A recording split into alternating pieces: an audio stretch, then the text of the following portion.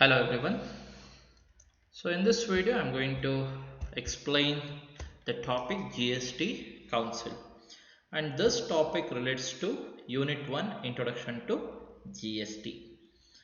And coming to the topic, so I will be covering in this video the powers, functions and provisions. So what is GST Council? GST Council ಅಂದ್ರೆ ಏನು ಅಂತ ಹೇಳಿದ್ರೆ it is the major decision making body in respect of GST. GSTಗೆ ಸಂಬಂಧಪಟ್ಟ ಹಾಗೆ ನಿರ್ಧಾರಗಳನ್ನು ತಗೊಳ್ಳುವಂತಹ supreme decision making body ಯಾವುದು ಅಂತ ಹೇಳಿದ್ರೆ GST ಕೌನ್ಸಿಲ್. ಸೊ GST ಕೌನ್ಸಿಲ್ನ ಯಾರು ಕಾನ್ಸ್ಟಿಟ್ಯೂಟ್ ಮಾಡಿದ್ರು ಅಥವಾ ಯಾರು ರಚನೆ ಮಾಡಿದ್ರು ಅಂತ ನೀವು ನೋಡೋದಾದ್ರೆ, so as per article 279A of the constitution of India, the President of India is entrusted and empowered to constitute Goods and Services Tax Council. So you have to understand this.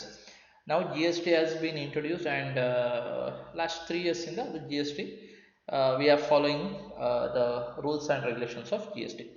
But before the introduction of GST na introduce ಮಾಡಲಿಕ್ಕೆ so ಏನು ಮಾಡೋದು ಅಂತ ಹೇಳಿದ್ರೆ, this is the first stepping stone. ಏನು ಮೊದಲ ಮೆಟ್ಟಿಲು ಅಂತ ಹೇಳಿದ್ರೆ GST ಕೌನ್ಸಿಲ್ನ ಎಸ್ಟಾಬ್ಲಿಷ್ ಮಾಡಬೇಕಿತ್ತು, ಅದೇ ಫಸ್ಟ್ ಸ್ಟೆಪ್ಪಿಂಗ್ ಸ್ಟೋನ್ ಆಗಿತ್ತು.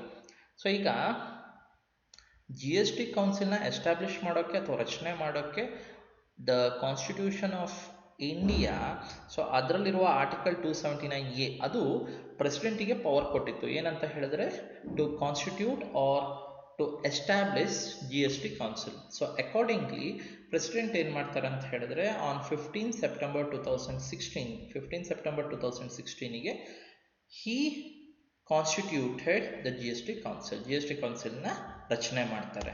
Next is structure of GST council, ಅಂದರೆ ಅದರ ರಚನೆ ಹೇಗಿದೆ, ಯಾರೆಲ್ಲ ಅದರಲ್ಲಿ ಇದ್ದಾರೆ ಅಂತ ಹೇಳ್ಬಿಟ್ಟು. GST ಕೌನ್ಸಿಲ್ ಅಂತ ಹೇಳಿದ್ರೆ ಒಂದು ಸಮಿತಿ ರೀತಿನೇ.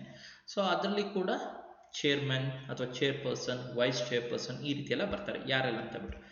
The GST Council is a joint forum of the center and the states and consists of the following members. See, GST Council anta helidre it will not only be headed by central government, it will have members from state government also. ಅಂದ್ರೆ ಬರೀ central ಗೌರ್ಮೆಂಟಿನ members ಮಾತ್ರ GST council ಅಲ್ಲಿ ಇರಲ್ಲ, ಅದರಲ್ಲಿ state ಗೌರ್ಮೆಂಟಿಂದ nominate ಆಗಿರುವ members ಕೂಡ ಇರ್ತಾರೆ. ಸೊ ಯಾರೆಲ್ಲ ಬರ್ತಾರೆ ಅಂತ ಹೇಳಿದ್ರೆ, the first one is chairperson or chairman. So ನೀವು ಅದರ GST ಕೌನ್ಸಿಲ್ನ ಸ್ಟ್ರಕ್ಚರ್ ನಾವು ನೋಡೋದಾದ್ರೆ, ಫಸ್ಟ್ ಯಾರಂತ ಹೇಳಿದ್ರೆ, ಹೆಡ್ ಯಾರು ಅಂತ ಹೇಳಿದ್ರೆ ಚೇರ್ಮನ್ ಅಥವಾ chairperson. So who will be the chairman? So chairman will be the union finance minister. So union ಗೌರ್ಮೆಂಟಲ್ಲಿ ಯಾರು ಫಿನಾನ್ಸ್ ಮಿನಿಸ್ಟರ್ ಇರ್ತಾರೆ ಅಥವಾ ಸೆಂಟ್ರಲ್ ಗೌರ್ಮೆಂಟಲ್ಲಿ ಯಾರು ಫಿನಾನ್ಸ್ ಮಿನಿಸ್ಟರ್ ಇರ್ತಾರೆ, so he or she will be the chairman. Next, vice chairperson or chairman to be chosen amongst the members. ಏನಾಗುತ್ತೆ ಅಂತ ಹೇಳಿದ್ರೆ, ವೈಸ್ ಚೇರ್ಮನ್ ಇರ್ತಾರೆ ಅಥವಾ ವೈಸ್ ಚೇರ್ಪರ್ಸನ್ ಇರ್ತಾರೆ. ಸೊ ಅವ್ರನ್ನ ಯಾರು ನಾಮಿನೇಟ್ ಮಾಡ್ತಾರೆ ಅಂದರೆ, GST ಕೌನ್ಸಿಲಲ್ಲಿ ಇರುವಂತಹ ಮೆಂಬರ್ಸ್ ತಮ್ಮಲ್ಲೇ ಒಬ್ಬರನ್ನ they will nominate as chairperson or chairman. I hope you are able to understand. The members who will be there in the GST council, amongst themselves they will nominate one member as the chairperson or chairman. Next, coming to the members, so who will be the members of GST council, or who are the members of GST council? Members ಯಾರು ಅಂತ ಹೇಳಿದ್ರೆ, point number A, the union minister of state in charge of revenue or finance. You have to understand who is this union minister of state. ಈಗ union minister ಅಂದರೆ ಗೊತ್ತು ನಿಮಗೆ. ಆ union minister ಅಂತ ಹೇಳಿದ್ರೆ ಸೆಂಟ್ರಲ್ ಗೌರ್ಮೆಂಟಲ್ಲಿ ಇರುವಂತಹ ಮಿನಿಸ್ಟರ್, ಸ್ಟೇಟ್ ಗೌರ್ಮೆಂಟಲ್ಲಿ ಇರುವಂತಹ minister state government. Union minister of state ಅಂತ ಹೇಳ್ತಾ ಇದ್ದಾರೆ. ಅದರ ಅರ್ಥ ಯೂನಿಯನ್ ಗೌರ್ಮೆಂಟಲ್ಲಿ ಇರುವಂತಹ ಮಿನಿಸ್ಟರ್, ಬಟ್ ಅವ್ರು ಏನು ಮಾಡ್ತಾ ಇರ್ತಾರೆ ಅಂದರೆ ಎಲ್ಲ ಸ್ಟೇಟಿನ ರೆವಿನ್ಯೂ ಮತ್ತು ಫಿನಾನ್ಸ್ನ ನೋಡ್ಕೊಳ್ತಾ ಇರ್ತಾರೆ. I hope you are able to understand. Union minister of state ಅಂತ ಹೇಳಿದ್ರೆ, ಆ minister, union minister of state ಯಾರಿದ್ದಾನೆ, that minister or he or she ಯಾರು ಮಿನಿಸ್ಟರ್ ಆಗಿರ್ತಾರೆ ಅವ್ರು ಯೂನಿಯನ್ ಮಿನಿಸ್ಟರೇ. ಬಟ್ ಅವರ ವರ್ಕ್ ಏನಂದರೆ, ಎಲ್ಲ ಸ್ಟೇಟಿನ ಫಿನಾನ್ಸ್ ಮತ್ತು ಟ್ಯಾಕ್ಸೇಷನ್ನ ಅವರು ನೋಡ್ಕೊಬೇಕಾಗುತ್ತೆ. ಸೊ ಆ ರೀತಿಯ ಯೂನಿಯನ್ ಮಿನಿಸ್ಟರ್ ಆಫ್ ಸ್ಟೇಟ್ ಯಾರಿದಾರಲ್ಲ, ಸೊ ಅವರು will be the member of GST council. So ಅವರು GST ಕೌನ್ಸಿಲ್ನ ಮೆಂಬರ್ ಆಗಿರ್ತಾರೆ, ಅಂದರೆ ಒಬ್ಬನೇ ಆಗಿರ್ತಾನೆ. ಯೂನಿಯನ್ ಮಿನಿಸ್ಟರ್ ಆಫ್ ಸ್ಟೇಟ್ ಏನಿರ್ತಾರಲ್ಲ ಅವ್ರು ಒಬ್ಬರೇ.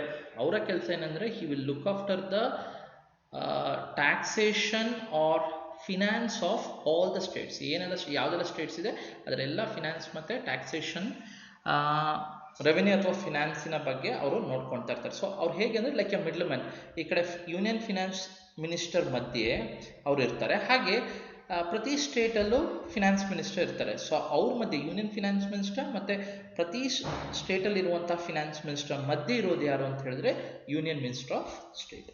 Next, the minister in charge of finance or taxation or any other minister nominated by each state government. ಅಂದರೆ ನೆಕ್ಸ್ಟ್ ಯಾರೆಲ್ಲ ಮೆಂಬರ್ಸ್ ಇರ್ತಾರೆ ಅಂತ ಹೇಳಿದ್ರೆ, ಸ್ಟೇಟ್ ಗೌರ್ಮೆಂಟಲ್ಲಿ ಪ್ರತಿ ಸ್ಟೇಟ್ ಗೌರ್ಮೆಂಟಲ್ಲೂ ಫಿನಾನ್ಸ್ ಅಥವಾ ರೆವೆನ್ಯೂ ಯಾರು ನೋಡ್ಕೊಳ್ತಾ ಇರ್ತಾರೆ ಮಿನಿಸ್ಟರ್, ನಾವೇನಂತ ಕರಿತೀವಿ ಅವ್ರನ್ನ ಅಂತ ಹೇಳಿದ್ರೆ ಸ್ಟೇಟ್ ಫಿನಾನ್ಸ್ ಮಿನಿಸ್ಟರ್ ಅಂತ ಕರಿಬೋದು. ಹಣಕಾಸು ಖಾತೆ ಯಾರ ಹತ್ರ ಇರುತ್ತೆ ಅವರು.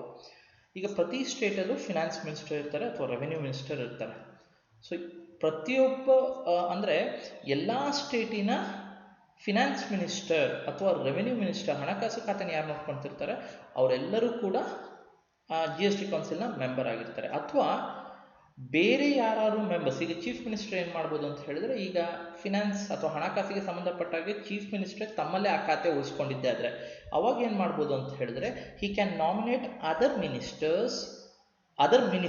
As the member of GST council. ಈಗೆಲ್ಲರೂ ಫಿನಾನ್ಸ್ ಪೋರ್ಟ್ಫೋಲಿಯೋನ ಚೀಫ್ ಮಿನಿಸ್ಟರ್ ಉಳಿಸ್ಕೊಂಡಿದ್ದೆ ಆದರೆ, ಸೊ ಅವಾಗ CM ಏನು ಮಾಡ್ಬೋದು ಅಂತ ಹೇಳಿದ್ರೆ ಬೇರೆ ಮಿನಿಸ್ಟರ್ನ GST ಕೌನ್ಸಿಲ್ನ ಮೆಂಬರ್ ಆಗಿ ನಾಮಿನೇಟ್ ಮಾಡ್ಬೋದು. So I hope you are able to understand the structure of GST ಸ್ಟ್ರಕ್ಚರ್ಗೆ ಬಂದರೆ there will be chairman will be union finance minister. Next, vice chairman or vice chairperson ಯಾರಾಗಿರ್ತಾರೆ ಅಂದರೆ ಮೆಂಬರ್ಸ್ ತಮ್ಮಲ್ಲೇ ಒಬ್ಬರನ್ನ they will nominate as vice chairman. Next, coming to the members ಕೇಸಲ್ಲಿ union minister of state, ಒಬ್ಬ union minister of state ಇರುತ್ತೆ. ಅವರ work ಏನಂತ ಹೇಳಿದ್ರೆ he is just like a middle man. ಈ ಕಡೆ ಯೂನಿಯನ್ ಫಿನಾನ್ಸ್ ಮಿನಿಸ್ಟರ್, ಸೆಂಟ್ರಲ್ ಗೌರ್ಮೆಂಟ್ನ finance minister ಮಧ್ಯೆ ಮತ್ತು ಸ್ಟೇಟ್ ಗೌರ್ಮೆಂಟಿನ ಫಿನಾನ್ಸ್ ಮಿನಿಸ್ಟರ್ ಮಧ್ಯೆ ಇರುವಂತಹ ಮಿನಿಸ್ಟರ್ ಇವರು. ಸೊ ಇವ್ರನ್ನ ನಾವೇನಂತ ಕರಿತೀವಿ ಅಂದರೆ union minister of state for finance or revenue. ಇವರು ಒಬ್ಬರೇ ಇರುವಂಥದ್ದು. ನೆಕ್ಸ್ಟ್, ಎಲ್ಲ ಸ್ಟೇಟಿನ ಫಿನಾನ್ಸ್ ಮಿನಿಸ್ಟರ್ ಯಾರಿರ್ತಾರೆ ಸೊ ಅವರು ಮೆಂಬರ್ಸ್ ಆಗೋ ಸಾಧ್ಯತೆ ಇರುತ್ತೆ. In case if the finance portfolio is retained by the chief minister of the state, ಎಲ್ಲಾದರೂ ಆ ಫಿನಾನ್ಸ್ ಪೋರ್ಟ್ಫೋಲಿಯೋನ ಚೀಫ್ ಮಿನಿಸ್ಟರ್ ಎಲ್ಲರೂ ತಮ್ಮಲ್ಲೇ ಉಳಿಸ್ಕೊಂಡಿದ್ದೆ ಆದರೆ ಬೇರೆ ಮೆಂಬರ್ಸ್ನ ಸ್ಟೇಟ್ ಗೌರ್ಮೆಂಟ್ ನಾಮಿನೇಟ್ ಮಾಡ್ಬೋದು. So this is the structure of GST council.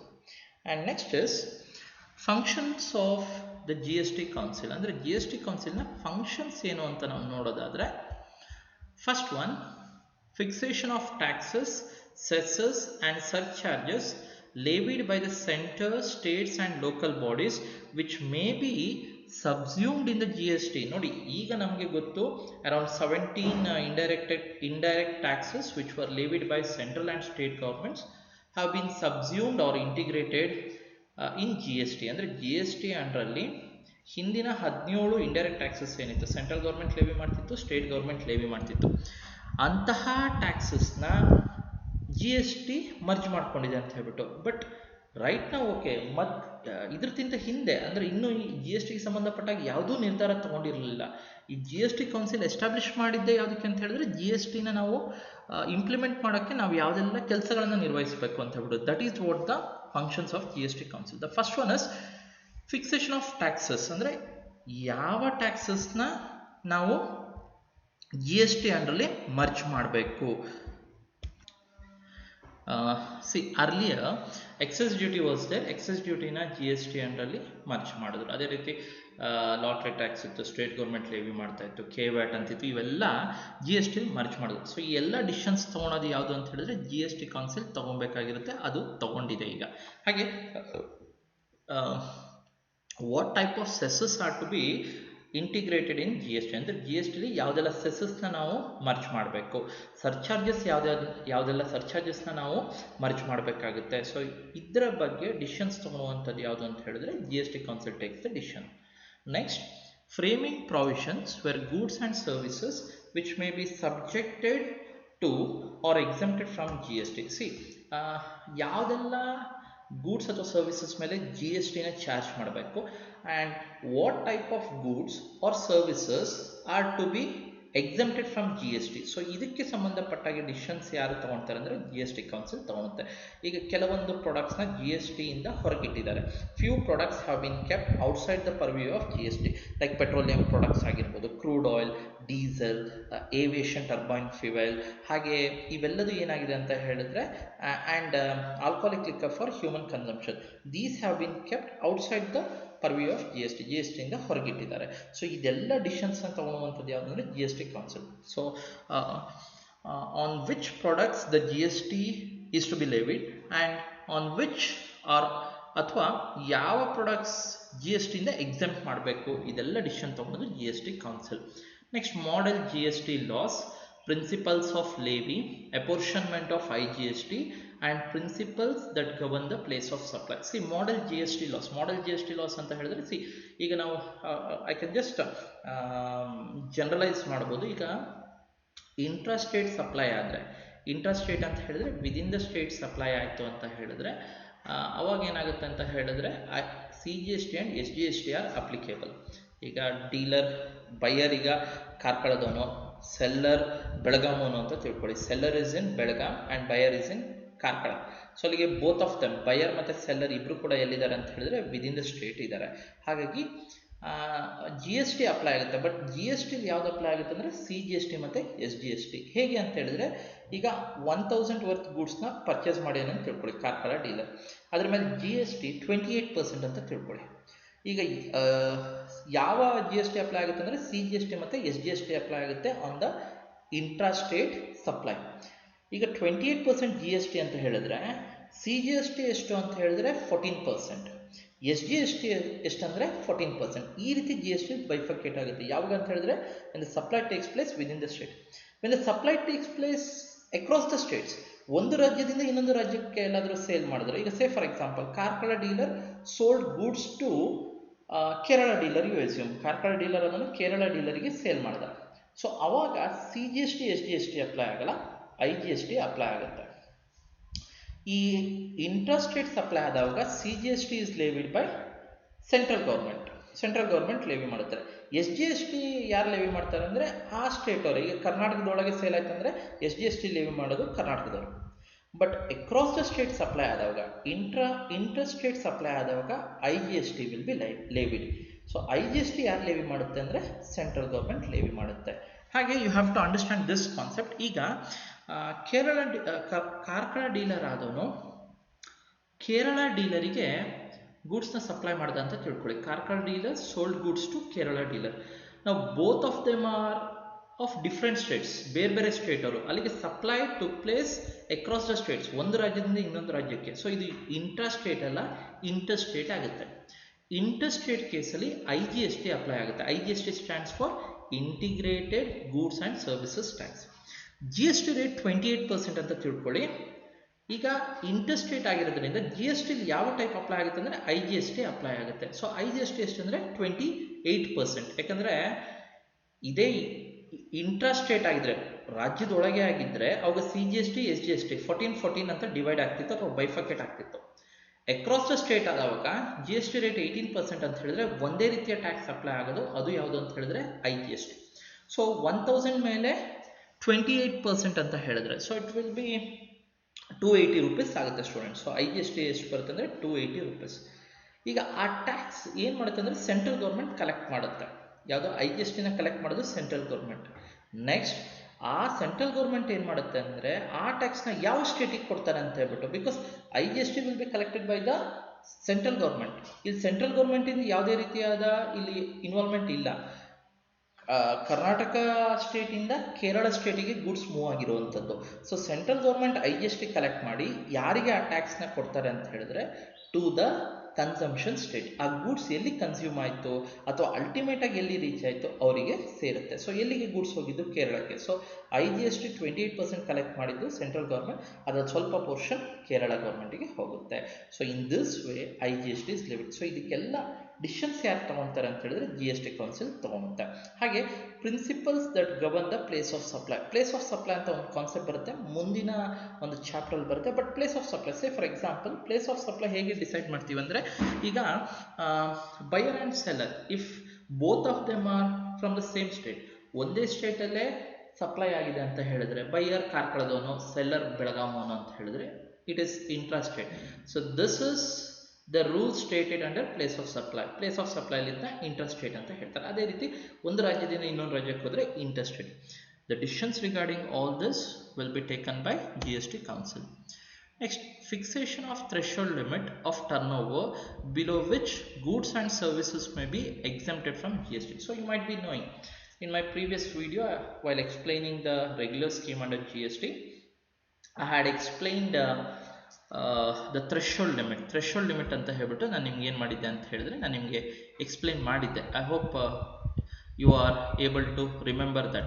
So threshold limit goods ಗೆ ಬೇರೆ ಇದೆ, ಸರ್ವಿಸಸ್ ಗೆ ಬೇರೆ ಇದೆ. ಈಗ NMMT ಅಂತ ಹೇಳಿದ್ರೆ Manipur, Mizoram, Nagaland, Tripura, if the turnover of goods is more than 10 lakh, 10 lakh ಗಿಂತ ಜಾಸ್ತಿ ರಿಜಿಸ್ಟರ್ ಆಗಬೇಕು.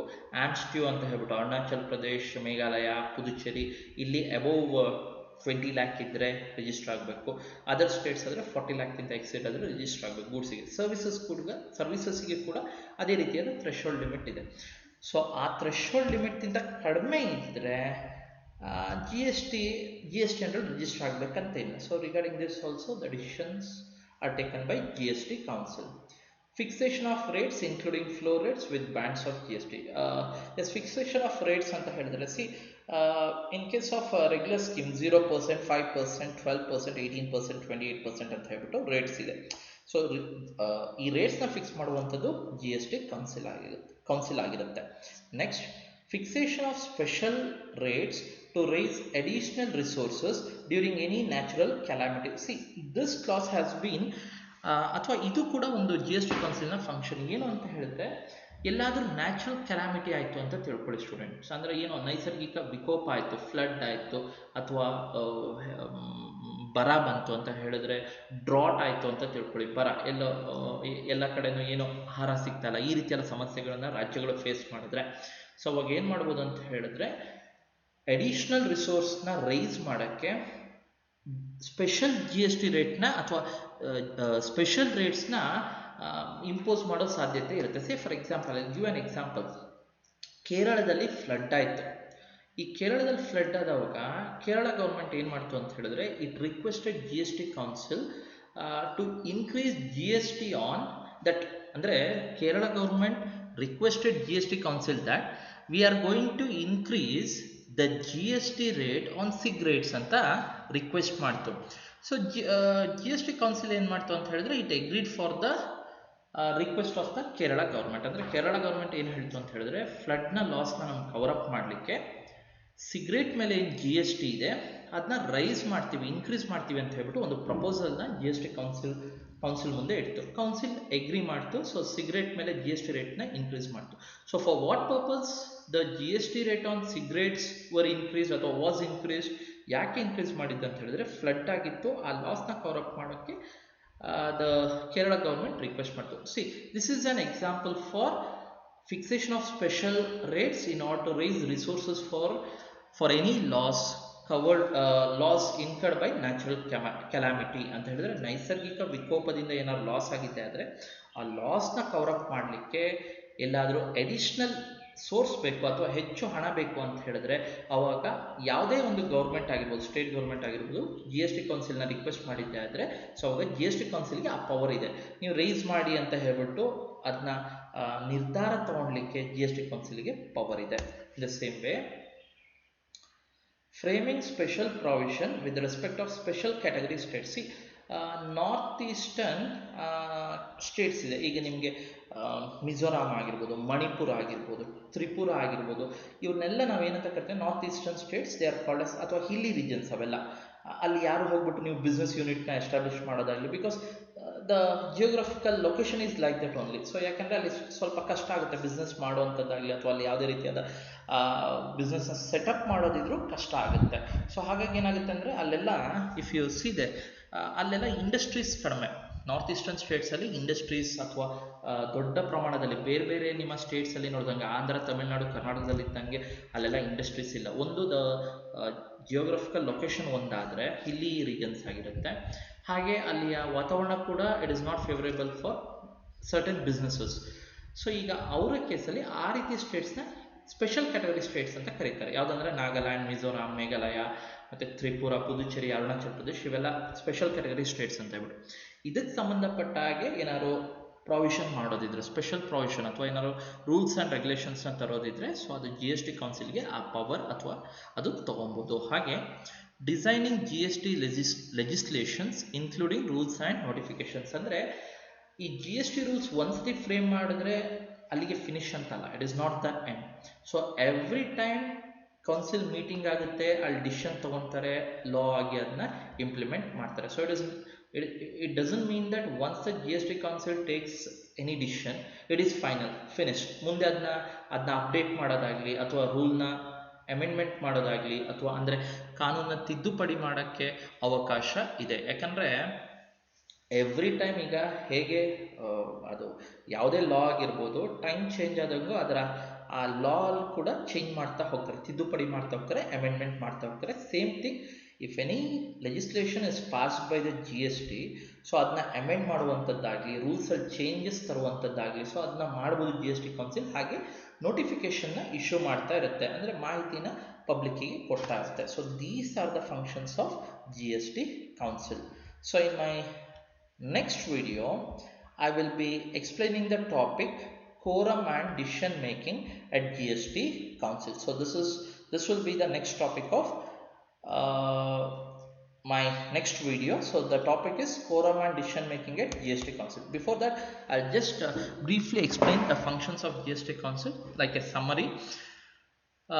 ಯಾವ ಟ್ಯಾಕ್ಸಸ್ನ ಜಿ ಎಸ್ ಟಿಲಿ ಇಂಟಿಗ್ರೇಟ್ ಮಾಡಬೇಕು, ಮರ್ಜ್ ಮಾಡಬೇಕು, ಯಾವ ಸೆಸ್ನ ಮರ್ಜ್ ಮಾಡಬೇಕು, ಸರ್ಚಾರ್ಜ್ನ ಮರ್ಜ್ ಮಾಡಬೇಕು, ಇದಕ್ಕೆ ಸಂಬಂಧಪಟ್ಟ ಹಾಗೆ ಡಿಸಿಷನ್ ತೊಗೊಳಕ್ಕೆ ಜಿ ಎಸ್ ಟಿ ಕೌನ್ಸಿಲಿಗೆ ಹಾಕಿದೆ. ಹಾಗೆ ಯಾವ ಗೂಡ್ಸ್ ಮೇಲೆ ಜಿ ಎಸ್ ಟಿ ಚಾರ್ಜ್ ಮಾಡಬೇಕು, ಯಾವ ಗೂಡ್ಸ್ನ ಎಕ್ಸೆಂಪ್ಟ್ ಮಾಡಬೇಕು, ಇದಕ್ಕೆ ಸಂಬಂಧಪಟ್ಟ ಹಾಗೆ it can frame provisions. Along with that model G S T loss, ಅಂದರೆ ಜಿ ಎಸ್ ಟಿ ಲಾಸ್ಗೆ ಸಂಬಂಧಪಟ್ಟ ಹಾಗೆ ಅದನ್ನ ಫ್ರೇಮ್ ಮಾಡುವಂಥದ್ದು. ಪ್ರಿನ್ಸಿಪಲ್ಸ್ ಆಫ್ ಲೇವಿ, ಹೇಗೆ ನಾವು ಜಿ ಎಸ್ ಟಿನ ಲೇವಿ ಮಾಡಬೇಕು, ಇಂಟ್ರಾ ಸ್ಟೇಟ್ ಆದರೆ ಹೇಗೆ, ಇಂಟರ್ ಸ್ಟೇಟ್ ಆದರೆ ವಿದಿನ್ ದ ಸ್ಟೇಟ್ ಆದರೆ ಅವಾಗ ಸಿ ಜಿ ಎಸ್ ಟಿ ಮತ್ತು S G S T apply ಮಾಡ್ತಾರೆ.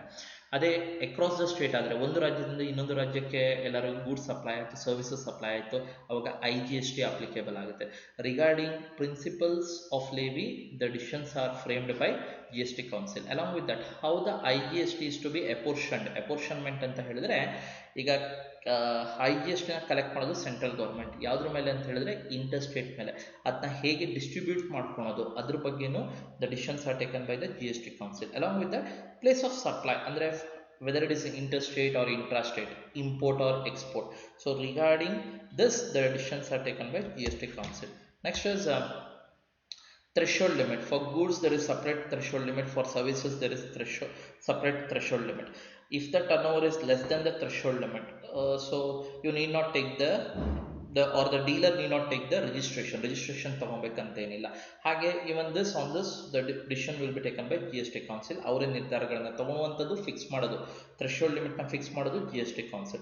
Along with that the GST, under GST you have different rates on different goods. So rates are fixed by GST council as the on a timely basis, ಅಂದರೆ time change ಆದಂಗೆ ಅಥವಾ ಅಂದರೆ ಪ್ರತಿ ಸಲನೂ ಕೆಲವೊಂದು ಈಗ 12% ಇರೋ 12% ಯಾವ ಗೂಡ್ಸ್ ಮೇಲೆ ಚಾರ್ಜ್ ಮಾಡ್ತಾರೆ ಅದನ್ನ ಅವರು 5% ತರ್ಬೋದು. ಆ ಗೂಡ್ಸ್ ಮೇಲೆ 5% ಅಂತ ಡಿಸೈಡ್ ಮಾಡ್ಬೋದು. ಅಥವಾ 5% ಯಾವ ಗೂಡ್ಸ್ ಮೇಲೆ ಚಾರ್ಜ್ ಮಾಡ್ತಾ ಇರ್ತಾರೆ ಆ ಗೂಡ್ಸ್ನ ಎಕ್ಸೆಂಪ್ಟ್ ಅಂತ ಟ್ರೀಟ್ ಮಾಡ್ಬೋದು. So regarding this the rates are fixed by the G S T council. And in case of natural calamity, if the government wants additional resources to cover up the loss incurred by natural calamity, ನೈಸರ್ಗಿಕ ವಿಕೋಪದಿಂದ ಏನಾದ್ರು loss ಆಗಿದ್ದೆ ಆದರೆ ಆ ಲಾಸ್ನ cover up ಮಾಡಲಿಕ್ಕೆ the state government can approach the GST council and request the GST council to increase the GST rate on certain goods. ಅಂದರೆ ಕೆಲವೊಂದು goods ಮೇಲೆ ನಮಗೆ ಜಿ ಎಸ್ ಟಿ ರೇಟ್ಸ್ನ ಇನ್ಕ್ರೀಸ್ ಮಾಡೋಕ್ಕೆ ಪವರ್ ಕೊಡಿ, ಸೊ ದಟ್ ನಮ್ಗೆ ಏನು ನ್ಯಾಚುರಲ್ ಕೆಲಾಮಿಟಿಯಿಂದ ಏನು ಲಾಸ್ ಆಯ್ತು ಅದನ್ನ ಕವರ್ ಅಪ್ ಮಾಡ್ಕೊತೀವಿ. So I give the example of ಕೇರಳದವರು ಸಿಗರೇಟ್ ಮೇಲೆ ನಾವು ಜಿ ಎಸ್ ಟಿನ ಇನ್ಕ್ರೀಸ್ ಮಾಡ್ತೀವಿ ಅಂತ ಹೇಳ್ಬಿಟ್ಟು they kept a proposal in front of G S T council and G S T council agreed for it. ಅದು agree ಮಾಡಿದ್ರು. ಬಟ್ ಸಿಗರೇಟ್ ಕಾಸ್ಟ್ಲಿ ಆಗಿದ್ದು ಕೇರಳದಲ್ಲಿ ಮಾತ್ರ, because that proposal was kept by Kerala government only. ಕರ್ನಾಟಕದವ್ರು ಇಟ್ಟಿಲ್ಲ, ತಮಿಳ್ನಾಡವ್ರು ಇಟ್ಟಿಲ್ಲ. So ಅವಾಗ ನಾರ್ಮಲ್ ಜಿ ಎಸ್ ಟಿ ರೇಟೇ ಅಪ್ಲೈ ಆಗುತ್ತೆ. And also in case of special category states are none other than the hilly, that is northeastern states. ಏನು ನಾವು ಮಿಜೋರಾಂ, ನಾಗಾಲ್ಯಾಂಡ್, ತ್ರಿಪುರ ಇಲ್ಲೇನಂತ ಹೇಳಿದ್ರೆ ದೇ ಆರ್ ಅಲ್ಲಿ ದ ಜಿಯೋಗ್ರಫಿಕಲ್ ಲೊಕೇಶನ್ ನೀವು ನೋಡೋದಾದರೆ ಹಿಲ್ಲಿ ರೀಜನ್ ಆ್ಯಂಡ್ ಆಲ್ಸೋ ಹೆಚ್ಚು ಅಲ್ಲಿ ಬಿಸ್ನೆಸ್ ಯೂನಿಟ್ಸ್ ಎಲ್ಲ ಇಲ್ಲ. ಸೊ ಆ ರೀತಿಯ ಸ್ಟೇಟ್ಸ್ ಕೇಸಲ್ಲಿ ನೀವು ಸ್ಪೆಷಲ್ ಪ್ರಾವಿಷನ್ಸ್ನ G S T council frame ಮಾಡುತ್ತೆ, ಅಥವಾ ಫ್ರೇಮ್ ಮಾಡೋದು ಜಿ ಎಸ್ ಟಿ ಕೌನ್ಸಿಲ್ ಆಗಿರುತ್ತೆ. ಹಾಗೆ ಪ್ರತಿ ಸಲಿನೂ the G S T laws are to be amended ಅಂದರೆ ತಿದ್ದುಪಡಿ ಮಾಡಬೇಕಾಗುತ್ತೆ ಜಿ ಎಸ್ ಟಿ ಲಾಸ್ನ. ಹಾಗೆ ಆ ಮಾಹಿತಿನ ಎಲ್ಲರಿಗೂ ಕೊಡಬೇಕಾಗುತ್ತೆ, ಅದನ್ನ ನೋಟಿಫಿಕೇಶನ್ ಮುಖಾಂತರ ಮಾಹಿತಿನ ಡಿಸ್ಪೋಸ್ ಮಾಡ್ತಾರೆ. ಸೊ ಇದೆಲ್ಲ ಫಂಕ್ಷನ್ಸ್ ಏನಿದೆಯಲ್ಲ ಇದೆಲ್ಲದು ಜಿ ಎಸ್ ಟಿ ಕೌನ್ಸಿಲ್ನ ಫಂಕ್ಷನ್ಸ್ ಆಗಿರುತ್ತೆ.